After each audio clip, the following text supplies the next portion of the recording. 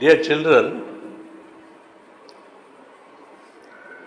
I never thought I would be addressing children so often. I remember my days in Christchurch, Jabalpur, when we had very little to do with our teachers except in the classroom. Parents never visited us, and nor did we want our parents to visit us. We were always shy.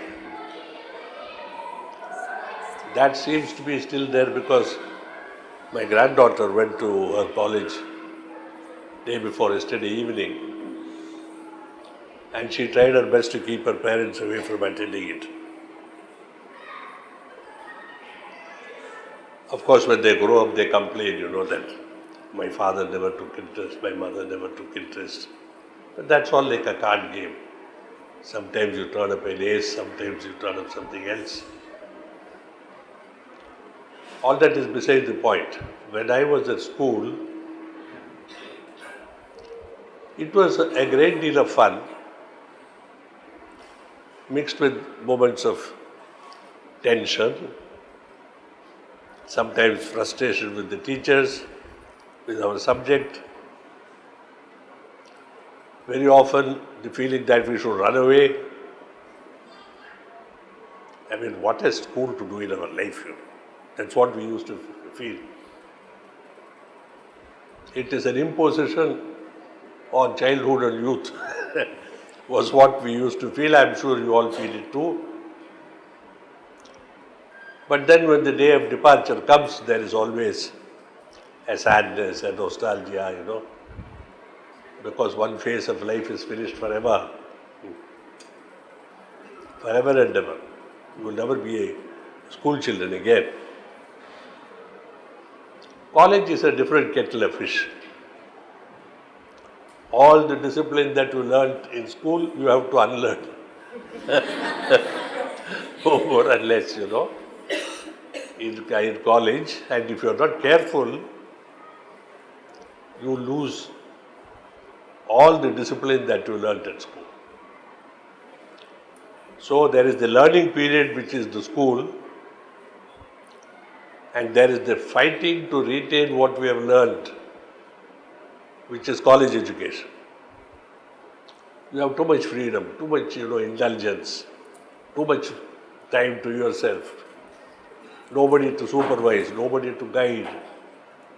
You are left like, these ownerless cows and bulls on the streets of Madras, eating the stray things thrown on the streets, banana leaves from Brahmins' houses, plantains, skin,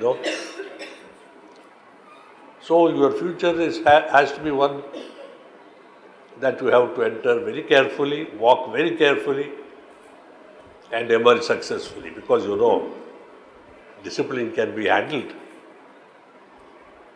All that you will do is to protest a little, but then you accept, and it's good for you.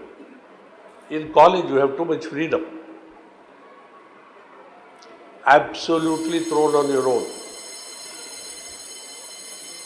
So now is the time for you all to be careful, because when you leave us, I won't say God help you, I will say please help yourselves, because life is like a river, two banks, the good bank and the bad bank. In between is flowing the river of life. We are not here to look what is good or what is bad. To keep going straight, swiftly, you swim in the middle. Under the Buddhist way of belief, it is called the middle path. We are not concerned with what is good and bad, what is truth and what is a lie. We must be true to ourselves. My inner self, my soul, is such a wonderful thing, being a spark of God Himself, that it cannot have any standards except to be divine. To be divine means, in human terms, be upright, be disciplined, love. Don't obey the truth, love the truth. Don't obey principles, love principles. Because they are what guide us. You know what Babaji Maharaj, my Guruji said? Say what you mean and mean what you say. That is the sum and substance of, to my mind, all ethics and morality and everything else. Say what you mean and mean what you say. This is a very important, guideline, a precept. And if we follow it, we are also truthful, we are also moral, we are also friendly, because we will not cheat friends and tell them you are my friend. I will not cheat you and then cheat them. No. You will not offer, say for instance, a stolen biscuit to your sister, or a badly built house to a friend at an exorbitant cost. Say what you mean what you say. The question of profit and loss will never enter into it. Because truth cannot have a value set upon it. Decent behavior has no value set upon it. Love has no value set upon it. Love cannot be bought and sold. Love that is bought and sold is not love, that is sex. That is cheap, that is prostitution. So these few things, if you remember, and most important of all, remember that wherever you go now in college, whichever college, we would like you to be known as Omega, girls and boys. You must also be proud of Omega, which has brought you through so many years of your life, educated you, looked after you. I hope with love, with sincerity, with honesty. I hope we have given you what you have looked for, what your parents have paid for. And I hope you will be true to those two institutions, the school and your parents, who have spent years of their life, lot of their money, put all their hopes on you. Remember, you are not going to disappoint one or two, but a whole institution. Parentage is an institution, school is an institution, in between you are there, again like a river with two banks, parents, institution. I don't look to this or to that. I will flow serenely through the center and I shall satisfy both. Because both will see me going swiftly down the middle of the river. And they will say, there he goes, God bless him. You understand? So the future is one, not so much of choice, because generally these educationists will tell you, you have to choose. Choose what? We are not in a time when we can choose. Things are thrust upon us. Time is now to be guided by this, like a gyroscope, like a compass. Set the direction here, like modern aircraft, which have autopilot, which are what you call fly-by-wire technology. Set it and it goes. Instructions from here, reset. Don't depend on this. This is information gathering, the hard disk of the body. It will enter and store anything you want to put into it. Now, when should you protect a hard disk from getting rubbish in it? At the time of entry.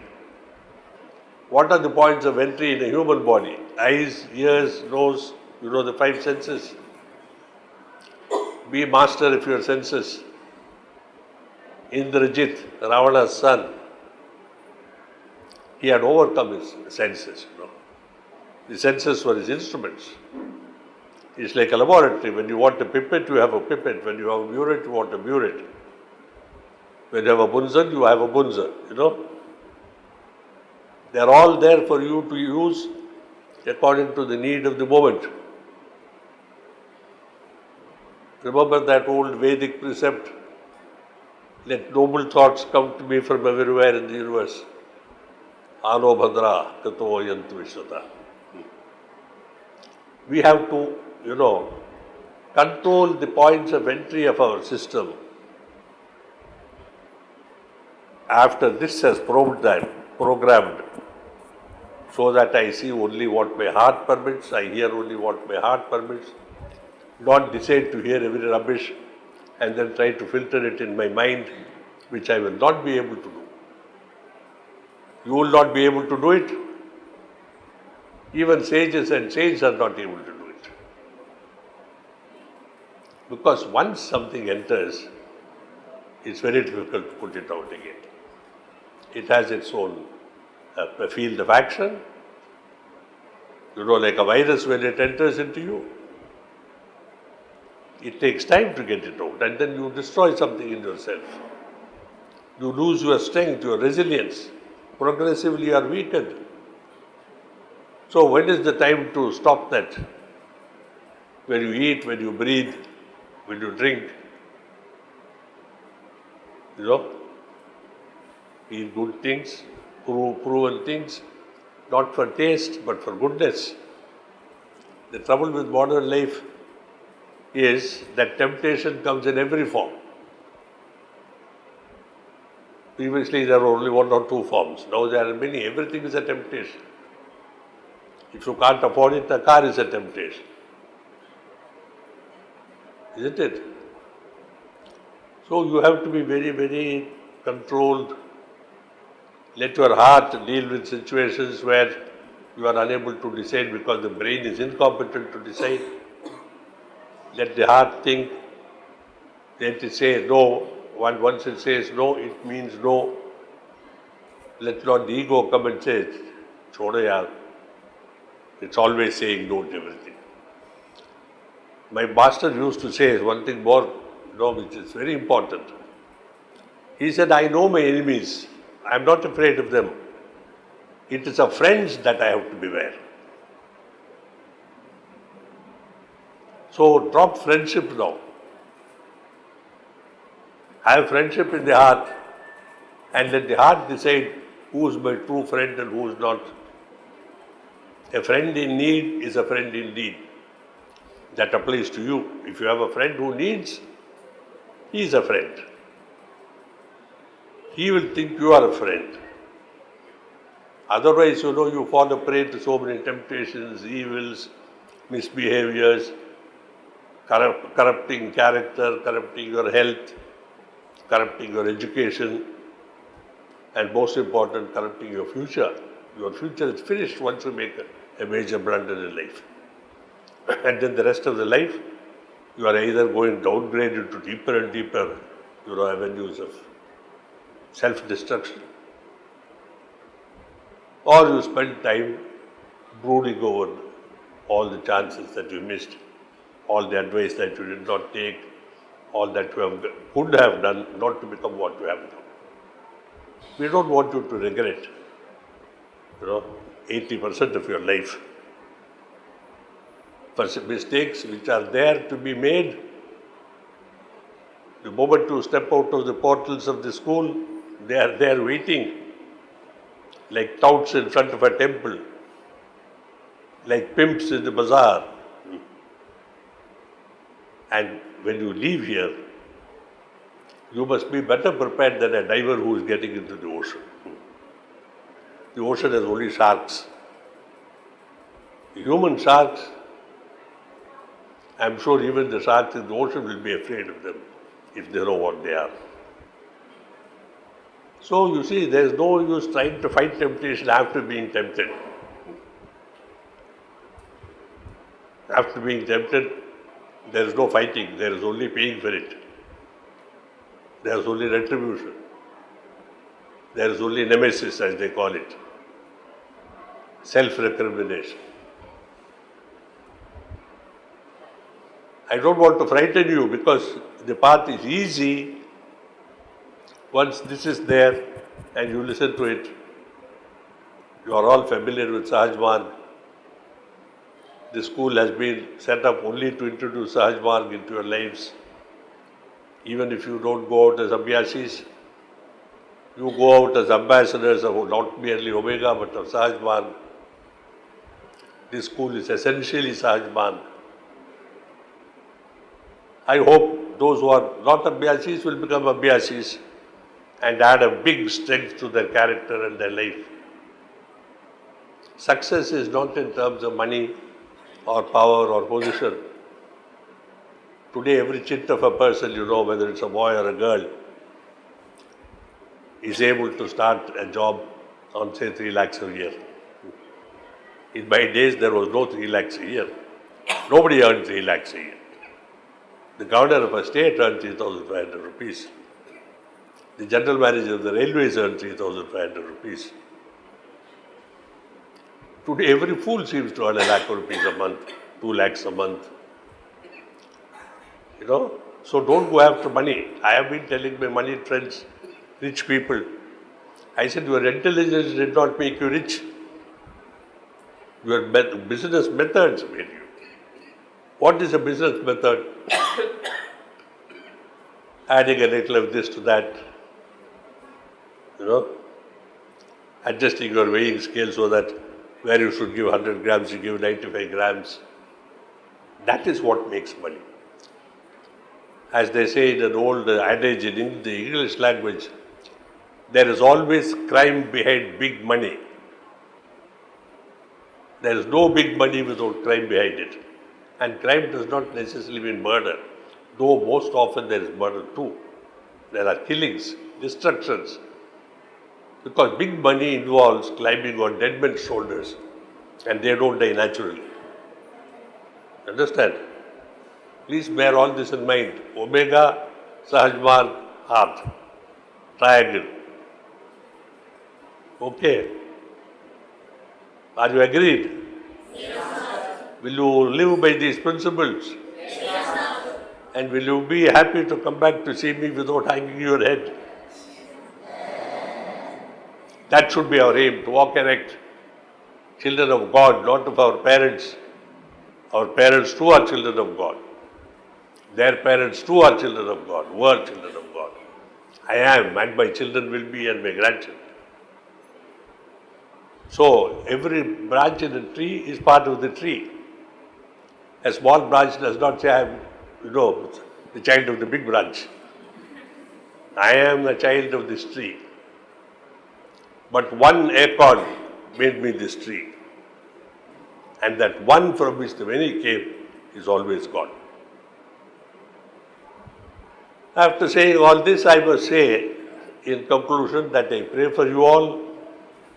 May you be happy, balanced, fulfilled individuals who will work, for satisfaction, to manifest yourself in the best way you can, not to earn money. That is what we really mean. Be true to yourself. It means what is in me, I must allow to come out of myself in the best possible way. A doctor must be the best doctor, not the richest doctor. A builder must be a good builder, not the richest builder. Today, all builders cheat because they want to be rich. They started with the, square foot, which involved the whole flat. Then they said carpet area. Now it is what? Built up. Super built up. Which means out of a 1400 square feet flat, you get 900 square feet or less built up. All the pavings, the landings, the steps, everything is covered. And you pay for it with blood. So don't worry about honesty, truth, all this nonsense. Sail between the two. Because even the Veda says, the Gita says, Sukha Dukha Samay Kritva. Treat comfort and discomfort, happiness and unhappiness as the same. Labha, Alabho, Jaya, Ajayo. Profit and loss, victory and defeat, they are all the same. They are two banks of the same river. See, don't worry about the consequences, worry about the actions themselves. And let that action speak from your heart, and your heart must tell you when you go to bed, today has been well lived. So, my blessings to you all, my prayers to my Master. May he guide you, protect you, and nourish you. Thank you.